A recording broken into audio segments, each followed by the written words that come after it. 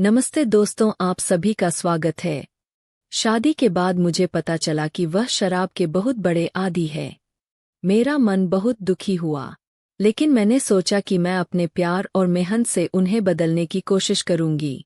लेकिन शादी के कुछ समय बाद मुझे पता चला कि मेरे ससुराल की हालत भी मेरे मायके से बेहतर नहीं है। मेरे ससुर एक प्राइवेट कंपनी में छोटे कर्मचारी थे और घर का खर्च चलाना मुश्किल हो रहा था। मेरे पति दिन भर खाली बैठते थे और शराब पीते रहते थे। घर में मेरे 16 साल के देवर अमन भी था, जो अभी स्कूल में पढ़ रहे था। मेरी सासू माँ बहुत बीमार रहने लगी। शादी के कुछ साल बाद उनकी मृत्यु हो गई। यह मेरे ससुराल के लिए बहुत बड़ा झटका था। सासू माँ के जाने के बाद घर की जिम्मेदारियों को संभालने लगी। दोस्तों, मेरे पति रोहित की शराब पीने की आदतें दिन बदन बढ़ती जा रही थी। मैंने उन्हें कई बार समझाने की कोशिश की, लेकिन वह नहीं माने। उनकी सेहत खराब हो गई। एक दिन अचानक उनकी तबीयत इतनी बिगड़ी कि वह हमें हमेशा के लिए छोड़कर चले गए। अब ससुराल में सिर्फ मैं, मेरे देवर अमन और मेरे ससुर बचे थे। मेरे ससुर उम्र दराज हो गए थे, लेकिन घर का खर्च चलाने के लिए उन्हें नौकरी करनी पड़ती थी। दोस्तों, मेरे ससुर का नाम विनोद था। वह बहुत मेहनती इंसान थे, लेकिन अब उनकी उम्र और शरीर जवाब दे रहे थे। दिन भर काम करने के बाद उनके शरीर में दर्द रहता था। रात में मेरे ससुर जी मुझसे कहते थे, प्रिया, मेरे कंधे और पीठ में बहुत दर्द हो रहा है, क्या तुम मेरी थोड़ी तेल लगाकर मालिश कर दोगी? मैंने उनकी हालत को समझा और उनकी मदद करना अपना कर्तव्य माना। मैं उनके पैरों और पीठ की मालिश करती थी ताकि उनका दर्द कुछ कम हो सके। उनके चेहरे पर सुकून देखकर मुझे खुशी होती थी।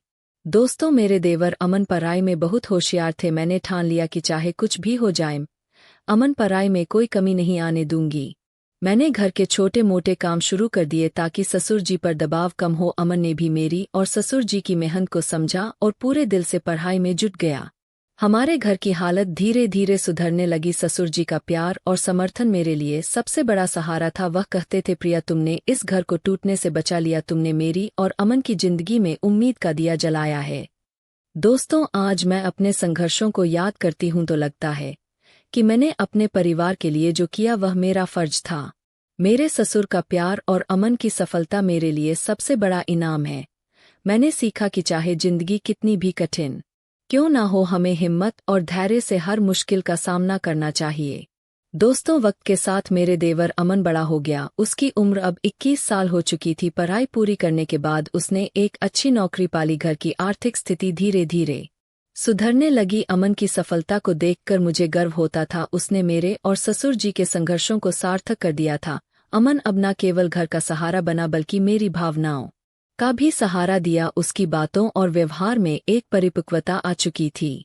वह मेरा हर काम में साथ देता, मेरी मदद करता और मेरी छोटी छोटी जरूरतों का ख्याल रखता था। दोस्तों, अमन के साथ वक्त बिताते बिताते खुद को उसके करीब महसूस करने लगी। पहले उसे सिर्फ एक देवर की तरह देखती थी, लेकिन अब उसके प्रति मेरी भावनाएं बदलने लगी थी। अमन भी मेरे प्रति कुछ अलग महसूस करता था। वह मेरी हर खुशी का ख्याल रखता, मेरे साथ हंसता और मेरे दुखों को बांटता था। एक दिन जब ससुर जी ऑफिस के काम से बाहर गए हुए थे, अमन ने मेरे लिए चाय बनाई। वह चाय का कप लेकर मेरे पास आया और बोला, भाभी, आपने हमारी जिंदगी को संभाला है। अगर आप ना होती तो ना जाने हम कहाँ होते। मैं आपकी हर खुशी के लिए कुछ भी करने को तैयार हूँ। उसकी आंखों में एक सच्चाई और प्यार झलक रहा था। मेरे दिल ने पहली बार उसके प्रति कुछ महसूस किया। दोस्तों, हम दोनों के बीच यह नया रिश्ता धीरे धीरे मजबूत होने लगा। अमन मुझे अपने दिल की हर बात बताने लगा और मैं भी उससे खुलकर बात करने लगी। एक दिन उसने मुझे कहा, भाभी, आप सिर्फ मेरी भाभी नहीं है, आप मेरे लिए मेरी सबसे खास इंसान हैं। जब मैं आपको देखता हूं तो मुझे ऐसा लगता है कि मेरी पूरी दुनिया आपके साथ है। मैं इस बात पर कुछ नहीं कह पाई। मेरी आंखों में आंसू थे, लेकिन दिल में एक अजीब सा सुकून भी था।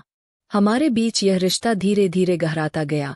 एक दिन मैंने अमन से कहा, अमन, मैं जानती हूँ कि हमारा रिश्ता समाज के नियमों के खिलाफ है, लेकिन मैं तुमसे अपनी भावनाओं को छुपा नहीं सकती। तुमने मेरी जिंदगी को दोबारा जीने की वजह दी है। मैं तुम्हें अपने पति की तरह मानने लगी हूँ। अमन ने मेरा हाथ थामती हुए कहा, भाभी, मुझे आपकी हर बात मंजूर है। मैं हमेशा आपका साथ दूंगा, चाहे दुनिया कुछ भी कहे। अब हम दोनों ने एक नई जिंदगी की शुरुआत करने का फैसला किया। हालांकि यह रास्ता आसान नहीं था, लेकिन हमने ठान लिया था कि हम अपने रिश्ते को सम्मान और प्यार के साथ निभाएंगे।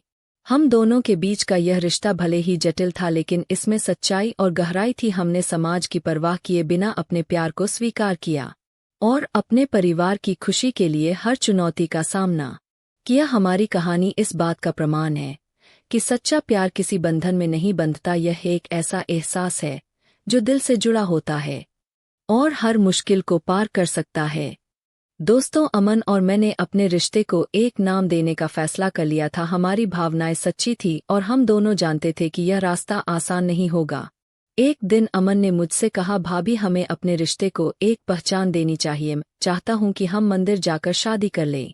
मैं आपको हमेशा के लिए अपना बनाना चाहता हूं। उसकी बात सुनकर मेरा दिल तेजी से धड़कने लगा। मैं घबराई हुई थी, लेकिन उसकी आंखों में प्यार और सच्चाई देखकर मैंने हामी भर दी। एक ठंडी सुबह जब ससुर जी काम पर गए थे तो अमन और मैं पास के मंदिर पहुंचे। मंदिर की सीढ़ियों पर चढ़ते हुए मेरी सांसें तेज हो रही थी। मंदिर के अंदर की गर्म हवा ने मेरे चेहरे पर हल्की लालिमा ला दी थी। अमन ने मेरा हाथ थाम रखा था और उसकी गर्म हथेलियों का स्पर्श मुझे एक अजीब सा सुकून दे रहा था। दोस्तों, पंडित जी ने मंत्र उच्चारण शुरू किया। जब अमन ने मेरे होठों के पास सिंदूर लगाने के लिए हाथ बढ़ाया तो मेरा दिल जैसे जोर से धड़कने लगा। उस पल में मैंने उसकी नज़दीकी को महसूस किया। उसकी उंगलियों का स्पर्श मेरी मांग को भर रहा था और मेरे दिल को नई खुशी से भर रहा था। शादी के बाद हम दोनों घर लौटे। ससुर जी को समझाने की चुनौती हमारे सामने थी, लेकिन जब अमन ने अपने सच्चे मन से सब कुछ बताया तो ससुर जी ने हमारी बात समझी। उन्होंने कहा, अगर तुम दोनों खुश हो तो मुझे कोई ऐतराज नहीं है। तुम्हारी खुशी में ही मेरी खुशी है।